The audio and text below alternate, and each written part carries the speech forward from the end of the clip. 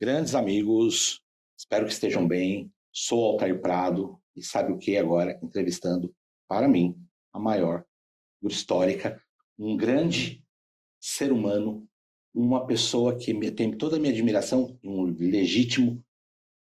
uma pessoa que tem um legítimo amor por este país, coisa que todos nós deveríamos ter.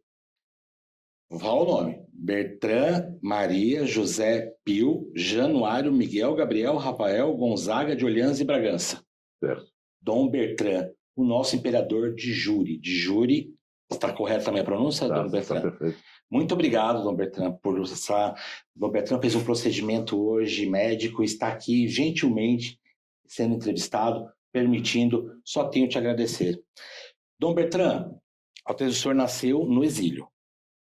No exílio. Poderia explicar um pouco isso para a gente, para os seguidores do canal? O senhor nasceu na França. No sul da França. No sul da França. Em plena guerra. Em plena guerra.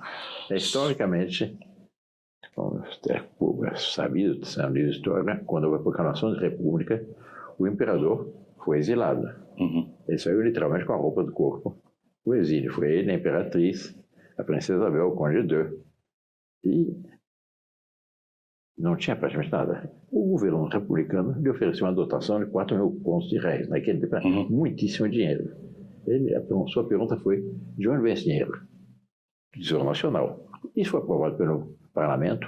Não, então eu não posso aceitar. E ele acabou morrendo 2 anos depois, no Hotel Bedford, que é um hotel de nível médio em Paris. E era tal o prestígio dele nessa época que o governo francês proporcionou executivos de Estado.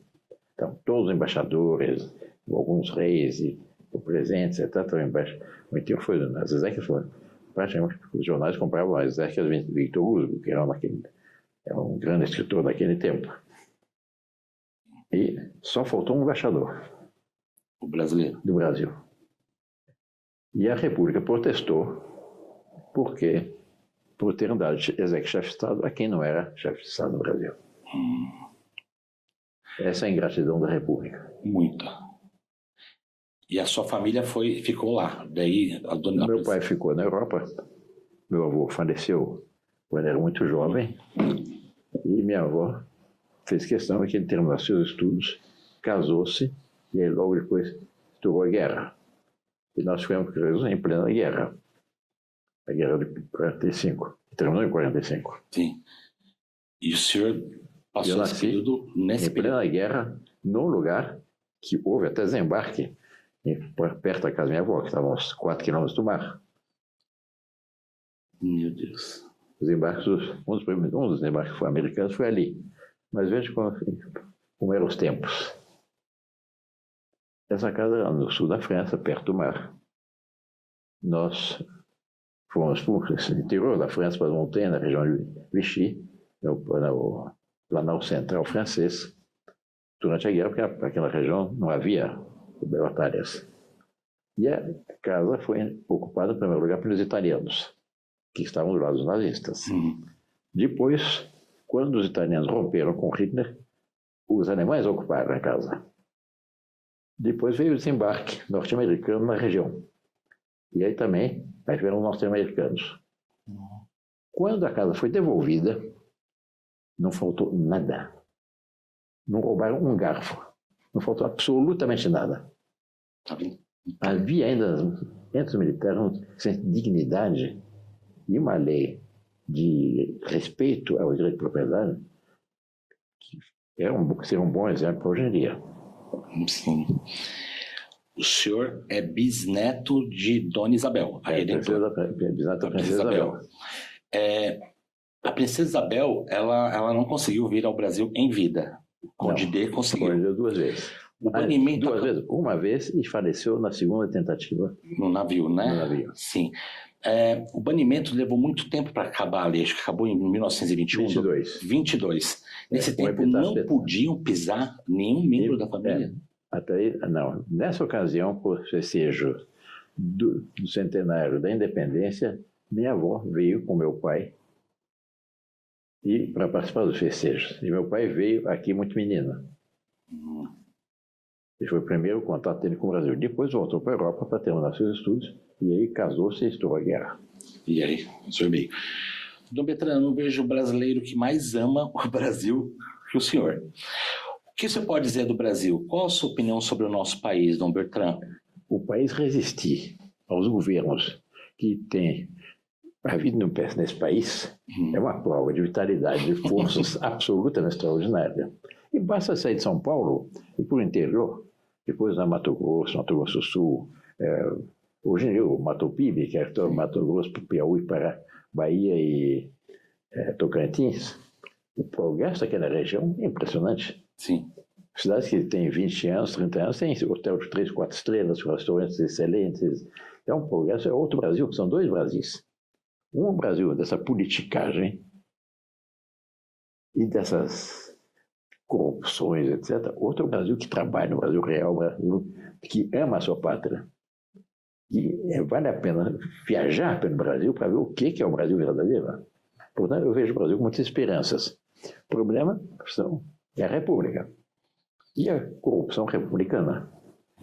E o regime, que é um regime que não sustenta, porque qual seria a empresa que aguentaria a cada 4 anos eleições gerais e muda toda a diretoria,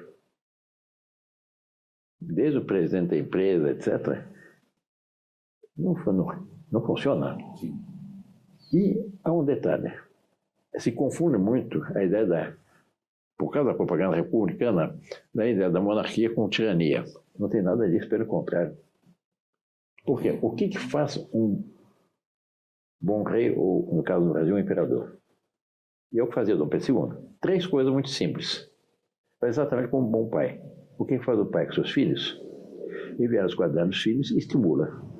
Vê as suas debilidades, protege. E vê os seus erros, afetuosamente corrige. Exatamente assim que Dom Pedro II agia. Ele não era uma espécie de Júpiter Tronas que manda em absolutamente tudo. Pelo contrário, ele agia como bom pai. Não há uma acusação contra Dom Pedro II de qualquer tipo de tirania, de imposições, etc.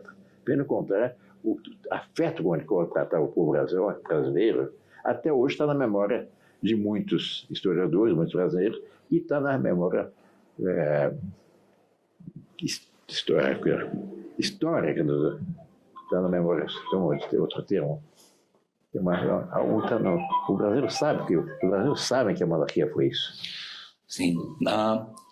Quando o senhor fala de monarquia, ter um chefe de Estado, representa, é realmente isso. Eu vejo como o pai, a mãe da nação. Porque hoje em dia se cria uma confusão entre questão de Estado e questão de governo. Sim. O chefe de Estado é quem tem grandes orientações, deve inspirar a nação, etc. Ou a questão de governo tem que tratar as questões concretas. Se faz tal estrada, tal represa, levar as águas do Tocantins, do São Francisco para o Nordeste, etc. Essas são as grandes questões de governo. Sim. Inclusive, Dom Bertrand... E, sobretudo, sim, garante a unidade, garante a estabilidade e garante a continuidade. Que é a monarquia. Que é fundamental. Monarquia. E com isso, cria um clima de respeito e de confiança para as pessoas. Na República, a cada 4 anos, uma briga de foice para saber quem vai ser o chefe de Estado. E nas campanhas eleitorais, eles ficam se insultando, levantando os rabos de palha, dúvidas, acusações, calúnias, etc., um contra o outro. Qual é a consequência? O povo perde o respeito reverencial que gostaria de ter por seu chefe de Estado, como os filhos têm um respeito reverencial pelos pais. Sim. Quem disse um psicólogo norte-americano exatamente estudou quais são as consequências para a psicologia de um povo das sucessivas eleições presidenciais. Essa é os Estados Unidos de hoje. Sim. Exatamente. É complicado, porque as pessoas... A República foi muito bem feita, ela fez uma manipulação e transformou a monarquia em algo ruim. Exato. E, na real, é o que vai trazer estabilidade para o nosso país. Exatamente o contrário. Exatamente o contrário. Falamos de Dom João VI, por exemplo, né? Uma nação é, antes de mais nada, uma grande família com destino comum a realizar. Não é uma empresa, é uma família. E o modelo de toda a sociedade é a família. Começa na família, pai, mãe e filhos, mas numa fazenda, o fazendeiro, um pai, o próprio, na casa de comércio, o português na sua padaria, está atrás da sua caixa registradora, é um pequeno rei. Sim. E dá continuidade. Isso que hoje está sendo destruído. Inclusive, na sociedade moderna, cada vez menos é o relacionamento humano. Tudo feito com computador, para marcar uma entrevista, marcar uma consulta médica, marcar tudo. É difícil falar com um ser humano. Tá difícil, né? Aperte tal coisa, espere tal coisa. Sim, sim. O aspecto humano do trato está desaparecendo. Dom Bertrand, a gente pode até agradecer a extensão territorial do Brasil à monarquia, né? Dom João VI. Sim. Eu sei que o senhor conhece muito bem as histórias, claro. Fala um pouco para a gente de Dom João VI, essa figura que todo mundo trata como uma pessoa que não teve tanta valia e realmente teve uma valia para o nosso país. Dom João VI tinha uma visão geopolítica absolutamente extraordinária. Em primeiro lugar, o pequenino Portugal. Depois da Revolução Francesa, toda a tragédia da Revolução Francesa, subiu na França um tirano, Napoleão Bonaparte, que na ponta da baioneta de seus soldados, sua coturna, botas de seus soldados, espalhou os princípios igualitários por toda a Europa. E a tática dele era invadir os reinos, submeter o reino ao seu jugo e com os seus princípios. Ele fez assim com a Espanha, fez assim com a Áustria, fez assim com vários reinos. Não conseguiu a Inglaterra, não conseguiu a Rússia. Mas era a sua tática. E invadiu a Espanha e depois pretendia invadir Portugal. E, de fato, invadiu. Mas Dom João VI, vendo que era esse o objetivo de Napoleão, ele foi, de uma forma, era muito bom diplomata, uma vez raposa nessa matéria. Ele foi jogando esses ingleses e os franceses, entre Napoleão e os reis da Inglaterra, para ganhar tempo, para preparar a vinda ao Brasil. A vinda do Dom João VI ao Brasil não foi uma fuga, foi uma estratégica brilhante. E quando as forças do general Junot, que é o comandante das forças francesas, chegou às colinas que circundavam Lisboa, viram as naus portuguesas que para cá vinham.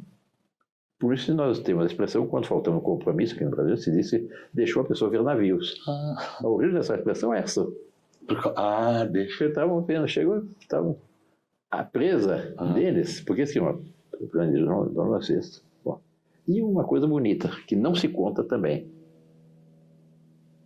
Isso está no manual de história militar francesa, que a primeira derrota das forças, até aquele momento invencíveis de Napoleão, foi em Portugal, na Batalha de Bussaco. E Napoleão odiava Dom João VI, porque ele dizia que foi o único rei que me enganou. Ele passou a perna. E ele veio para o Rio. E aqui lançou todos os fundamentos da nossa nacionalidade. Até a extensão territorial, né? Tudo. A extensão territorial é anterior. É anterior. Mas ele garantiu as fronteiras, garantiu as primeiras fábricas de engenharia, fábrica de pólvora, as primeiras escolas de medicina, etc. Euclides da Cunha, que é republicano, diz nunca na história do Brasil sentiu a ação benéfica do governo central com tanta intensidade quanto pelo Dom João VI. E ele gostava do Brasil, né? Gostava. Ele voltou, ele queria ficar no Brasil. Ele só voltou a Portugal por causa da Revolução no Porto. Se não fosse isso... Que era uma revolução, como que uma Revolução Francesa em Portugal, ele tratou.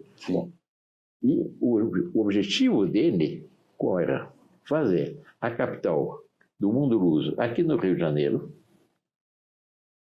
com Portugal, Brasil, Angola, Moçambique, as colônias chinesas, a Índia, até o Timor-Leste, que todos são conquistados pelo Portugal, mas uma espécie de Commonwealth e Comunidade de Nações, com capital no Rio de Janeiro, e com uma autonomia crescente, exatamente como a comunidade britânica. Isso seria uma solução brilhante. Sim. Infelizmente, por causa da Revolução do Porto, voltou. Mas deixou seu filho mais velho, o herdeiro da coroa, como regente, e deu um conselho, quer saber por todos, o conselho, que meu filho considera mais cedo, mais tarde, o Brasil ser independente. Pões tu com essa coroa na tua cabeça, antes que eu venture, eu faço. Graças a isso, o Brasil manteve a sua unidade territorial. E a nossa independência não foi uma revolução, foi uma emancipação de um filho maior a conselho paterno. Que é? Compara com nossos vizinhos pan-americanos, Argentina, Uruguai, Chile, Bolívia, foram os caudilhos que queriam ser presidente da República, só respectivaram a influência, resultados se dividiram, sobreviveram, e nós não. Nós mantemos a nossa unidade e, sobretudo, mantemos uma consciência de unidade nacional com poucas nações têm igual ao Brasil. Sim. Apesar dos vários povos que aqui se encontraram, todas as diferenças regionais, etc., eu não conheço um povo que tenha tal consciência da sua brasilidade quanto o Brasil. É um país bonito. E eu estou olhando ali, dona Imperatriz Leopoldina, ela foi eu estava falando aqui que ela foi a segunda chefe de Estado. Que a primeira foi Dona Maria I, sim, mas já não estava em condições de governar. Sim. Mas veio Dom João VI como regente. Isso. Mas foi era chefe de Estado efetivo. Sim. Mas, não, por causa da independência, foi ela que assinou a ata da reunião do Conselho de Estado no dia 2 de setembro de 1822, em que se decidiu da independência da nossa pátria. Sim. E mandou que fizeram uma carta para Dom Pedro I, que estava aqui em São Paulo, com o Rei Pelé, recebeu a carta e demorada a independência ou morte. Por quê? Porque é uma carta que vinha as imposições, tratando de outra correspondência em Lisboa, querendo impor ao Brasil voltar a ser uma colônia com menos direitos que ele tinha antes mesmo da vinda do Dom João VI. E ela submeteu o Brasil a toda a legislação revolucionária da Revolução do Porto. E ela presidiu, junto a Bonifácio e outros pelo Conselho do Estado, essa reunião que se decidiu da nossa independência. Com certeza já te fizeram essa pergunta, Dom Bertrand. Por que a República ela tenta apagar essa imagem tão bonita da nossa história? Uma das histórias mais ricas, eu como historiador falo, uma das histórias mais bonitas do mundo, a República ela sempre tenta apagar essa história. Vocês já te fizeram essa pergunta, mas eu acho pertinente. Quase que indispensável. Para manter a República, eles têm que apagar o passado. Porque senão as pessoas pensam, por que nós abandonamos esse passado brilhante? Hoje ainda o médico marca dar um exame e o médico me disse antes de nada, primeiro vou fazer uma pergunta. Qual a sua posição na linha de sucessão? Primeiro, então o nosso rei aqui, nosso imperador. E uma especialidade, ele me conhecia, eu nunca tinha contato com ele. Ele, as enfermeiras que estavam ajudando, esse alívio. É um alívio, né? Saber que tem um imperador. Agora, a monarquia retornando. Por que o senhor acha que é tão importante o retorno da monarquia no Brasil hoje? Além dessas questões que já conversamos aqui. O pessoal está cansado da República. Eu não encontro um brasileiro que diga que achei que a República deu certo. Não, ela foi imposta, né? Ela não foi... Bom, ela foi imposta. Ela foi imposta e continua a ser imposta. No plebiscito nós tivemos em 93 também foi. Sim. Teve mais que 13%, né, Dom Bertrand? Teve mais que 13%, na verdade, né? Teve. Teve, né? Teve. Você acha que ali pode ter acontecido alguma coisa? Porque nós tinha as pesquisas que foram feitas pouco antes do plebiscito, 2, 3 meses do plebiscito, chegaram a 21, 22%. Se tivesse havido condições iguais, certamente a monarquia teria bem vencido. Porque todos os debates em que, em pé de igualdade, enfrentavam-se monarquistas contra republicanos, eles faziam, no fim, um plebiscito simulado, vencia a monarquia. Quer dizer, faltou informação. Eu lembro que eu era adolescente e não teve mais divulgação de propaganda da República do que da monarquia. Muito mais. Muito mais. E minha mãe, até falei com minha mãe falecida, minha mãe falava, cadê o nosso querido Dom Bertrand? Foi algo assim. E a gente ficou um pouco triste quando aconteceu isso. Mas o bom da monarquia é essa esperança que ela traz. O senhor acha que a monarquia retornará? Eu tenho certeza que vai voltar, porque a situação Está o fracasso da República e está o cansaço do povo brasileiro com isso, que, havendo um esclarecimento do povo, podendo ter o contato, eles verem qual é a realidade, com certeza. Sim. Porque a ordem natural das coisas não é republicana. Não, né? É monárquica. Sim. Tu vê que toda a própria obra de Deus. Sim. O que é mais amplo no sistema planetário? O Sol. Em torno do qual gravitam os planetas, por sua vez tem seus satélites, até mais um sistema monárquico. Que é o Sol. Imagine que houvesse uma reprodução francesa dos planetas e dos satélites contra o Sol. Isso é um caos. Sim. Do que é de menor na realidade? Um átomo. Qual a estrutura interna de um átomo? É o núcleo em torno do qual gravitam os elétrons. O que acontece quando eles abalam essa estrutura? Uma explosão termonuclear. Sim. Assim também, numa fazenda, numa família, etc., tem que se respeitar o natural. Sim. Deus fez as coisas de forma monárquica. Sim. Cristo é rei, a Santíssima Virgem é rainha do céu. Dizer que a primeira dama seria uma blasfêmia. Verdade. Vamos falar um pouco de IDH, o senhor fala, né? Do? IDH, Índice de Desenvolvimento Humano. Sim. Países monárquicos têm um grande... Não tem comparação. Não tem... Né? Não tem comparação. E países mais novos que o nosso, pega a Austrália e a Nova Zelândia, são muito mais recentes que o Brasil. E não abrem mão da monarquia. Não. Quando houve o plebiscito aqui em 93, houve na Austrália também um referendo se queriam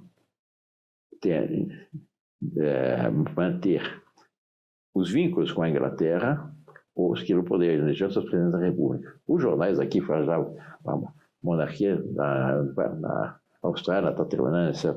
Venceu folgadamente a monarquia. Nova Zelândia também. E tal até hoje, né? Até hoje, o rei é o chefe de Estado. Sim, que é o Rei Charles, né? Rei Charles. Rei Charles. Dom Bertrand, a figura de um chefe de Estado, ela traz essa unidade para um país. Mas, sobretudo, mantém a consciência e uma vocação da nação. Sim. E as nações, assim como as pessoas têm uma vocação, as nações também são as vocações. Sim. Então, é um erro colocar um chefe de governo de Estado no mesmo lugar.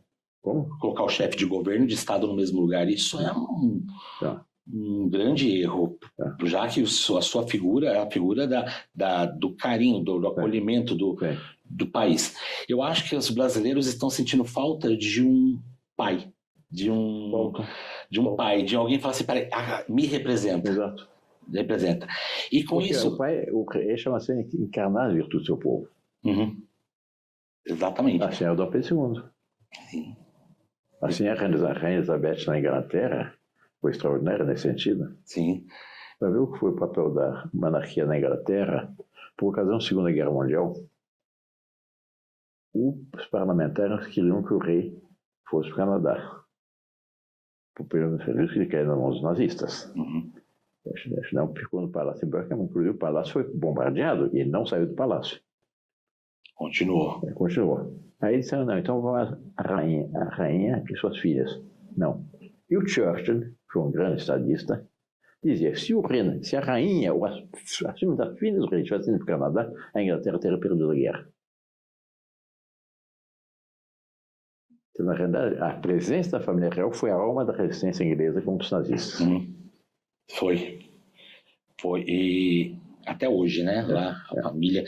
E não há nada que tire. Dom Bertrand, são mais de 100 anos que a monarquia foi derrubada, tirada. Posso usar esse termo. Eu sinto hoje um movimento maior de monarquistas. Muito melhor. A ideia nunca esteve tão viva. Eu tenho certeza que está melhorando muito mais. Mas o que você acha que ainda falta, Dom Bertrand? Que falta mais? Falta um certo amadurecimento do povo. Nós temos acesso aos meios de comunicação social. Sim. Por ocasião do plebiscito 93, o presidente do Senado praticamente nos tirou a posição de Dom Luís se apresentar no meio de comunicação social, na televisão. Eu me lembro que eu cheguei, tratava o assunto. Quando eu cheguei, estava no nosso falante do Senado, na frente de uma monarquia de Dom Pedro II, excluída por falta de documentos. E logo depois o presidente me recebeu. Então, já tinha pedi audiência antes. Ele disse: senador, o senhor acabou de desqualificar o plebiscito, porque o senhor cortou a voz ao herdeiro, que era o Dom Luiz, naquele tempo. Como não. Ele disse: não, que faltou um documento na dossiê da frente da Dom Pedro II. Qual o documento? Tal coisa. Está na pasta. Mande trazer a pasta. Isso foi na quinta-feira. Veio um assessor, trouxe a pasta. Se o senhor me permite, eu vou lhe apresentar. Aqui está o documento. O senhor acabou de desqualificar esse plebiscito à luz da história. Muito simples, senhor. É uma petição. Tem 48 horas. É uma petição com assinatura 2/3 dos congressistas. Isso na quinta-feira. E nós reconsideramos, senador. É impossível. No momento que está, quinta-feira, estão todos os deputados se dispersando pelo país. Assim foi. Foi complicado. Doutor Bertrand, qual que é a mensagem que o senhor passa hoje? Porque o movimento monarquista está começando a ter muita adesão de jovens. Sim. Que bom. Muitos. Que bom. Qual a mensagem que esse canal, muitos jovens estão começando a assistir? Qual a mensagem que o senhor passa para esses jovens? Porque há uma resistência muito grande do outro lado. As pessoas não aceitam, dizem que... falam coisas terríveis. Para esse jovem, Dom Bertrand, a sua mensagem para que continue na causa, o que o senhor pode dar como mensagem de esperança, de resistência? Aí? Deus não abandona os seus. E o Brasil tem uma vocação nos planos de Deus muito grande. Sim. E a gente vê que o povo brasileiro se sente oprimido por esse regime atual, tem esperança no Brasil melhor. Basta ver o Brasil real, que é diferente do Brasil da grande imprensa, o Brasil das capitais, das favelas, etc., que é o Brasil interior. Sim. É tudo Mato Grosso. Estou região chamada Mato Piba, que é a grande esperança do Brasil. Em matéria da agricultura. São pessoas individuais, fazendeiros, que desbravaram aqueles sertões, aqueles cerrados, e fizeram aquilo uma Canaã. O Brasil hoje é um dos maiores produtores de frango, de soja, de ovos, de carne bovina, de açúcar, etc. do mundo. Café. O suco de laranja. 75% do suco de laranja que se bebe no mundo vem no Brasil. Quer dizer, o Brasil tem um potencial fabuloso. A minha mensagem para os jovens é: estudem o Brasil, amem o Brasil e olhem para o futuro do Brasil. Sim. E realizem esse futuro, que são chamados a realizar esse futuro. Não esperar passivamente que isso venha. É uma potência mal administrada, o Brasil. Podemos falar assim, Dom Bertrand? Não diria mal administrada, é corruptamente administrada. Sim. Uma das vantagens da monarquia é sobre a corrupção, né? O rei, ele está lá, o quarto no poder moderador, não é? O Estado de São Paulo publicou, às vezes, no Egito, uma reportagem sobre corrupção na história do mundo. Então, desde os comandos, etc., cada uma página inteira. Num dia veio uma nota pequena na primeira página. Hoje trataremos da corrupção da República, da monarquia. Depois uma página inteira. Essa página tinha 1/3 sobre a corrupção da monarquia. 2/3, uma descrição do regime monárquico, etc. E só está um caso de corrupção. E o Barão de Cotegipe fez uma importação em uma partilha de Porto Meline, sem pagar imposto, uma coisa assim. Depois, 1/3 da página, o último terço da página, é só sobre a corrupção no período de Deodoro, Floriano Peixoto, etc. E aí todos os escândalos da República começaram. Sim. Já naquele tempo. Que eu creio que as pessoas deviam inspirar muito mais. Nas minhas aulas, o senhor é muito bem conhecido. Os alunos já te conhecem. Sim. Eu tenho muito orgulho disso. Sim. E eu tenho um colégio que eu dou aula que colocará uma foto sua, como se tem um chefe de Estado. Eu digo que, Dom Bertrand, precisamos de mais divulgadores como o senhor, como a Vossa Alteza, de para poder a monarquia continuar sendo divulgada. Eu realmente desejo que ela retorne. E saiba que eu tenho profundo respeito pela vossa imagem, pela vossa pessoa, principalmente por esse amor incondicional a um país onde as pessoas somente falam mal dele, que isso eu acho um reflexo republicano. O senhor é um dos poucos que fala com o Brasil com muito amor, com muito carinho, com muita paixão, um verdadeiro brasileiro, e eu fico admirado por isso. Eu sou brasileiro e, sobretudo, sou católico e vejo que Deus Nosso Senhor tem planos extraordinários na nossa pátria. O Brasil tem uma vocação, assim como cada pessoa tem a sua vocação individual, as nações também têm a sua vocação.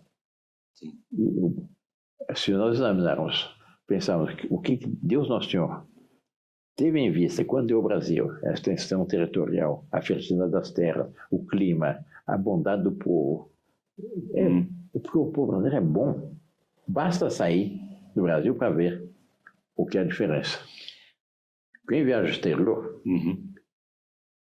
sabe, quando chega é um alívio. Mas pela bondade das pessoas que acordam na polícia, depois que ajudam nos todos os trâmites, etc. Ele tem uma bondade que é completamente diferente dos outros países. E aí vem a pergunta: o Brasil ainda é o país do futuro, Dom Bertrand? Ainda quê? Ainda é o país do futuro? O Brasil ainda? Certamente, Rodolfo. Nós estamos realizando esse futuro. Apesar da República, o Brasil está realizando isso, porque o Brasil não tem quebrado. Nós passamos pela crise econômica do Lehman Brothers, aquela crise internacional. Passamos pela crise o Brasil foi saqueado pelos governos petistas há algum tempo antes. Depois veio o Covid e o Brasil não quebrou. Quando veio o Covid, para ver, os jornais falavam que havia um pânico, que as favelas iam invadir as cidades, não houve nada. E apesar de tudo, o Brasil continua. Dom Bertrand, eu gostaria que o senhor fizesse também uma homenagem, porque o meu amigo Danilo Batista, o canal Monarquia Brasil, está completando 10 anos. Sim, muito bem. E aí eu queria que o senhor também pudesse falar uma mensagem do nosso querido ali, o Danilo, que 10 anos de canal, 10 anos de canal, ou seja, o movimento monarca é forte, Dom Bertrand. Sim, eu sei disso. Se puder mandar uma mensagem para esse canal, desse meu amigo aqui. A mensagem é exatamente de falar um ato de fé nos planos de Deus e a graça de Deus vai nos ajudar a realizar esse futuro. Obrigado, Bertrand. O senhor é uma fonte de inspiração para todos nós. Com certeza. Exato. E os jovens estão assim admirando a sua força de vontade, dedicação à causa. O senhor nunca cedeu em um momento. Isso é um exemplo de força e é um exemplo de um monarca.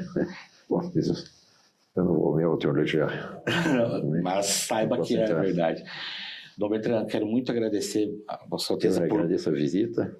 Gostei muito da entrevista. Gostei de ver um professor que ama a sua pátria também, que tem futuros, tem esperança futuro no seu pátria. Já morei em outros países e digo, igual aqui, não há. Eu tenho muito amor pelo Brasil. E se depender de mim, quero vê-lo como meu monarca ainda. Vamos lutar para isso. Muito obrigado, Dom Bertrand. Muito obrigado. E com isso, essa entrevista fantástica, nosso imperador, eu encerro a nossa entrevista hoje com muito carinho e digo, a causa tem que continuar. Temos aqui o grupo do Danilo, continuemos com a causa. A monarquia retornará, porque o Brasil merece o melhor. E com isso eu me despeço de vocês com muito carinho. E até o nosso próximo episódio. Muito obrigado. Que Deus fique com a gente.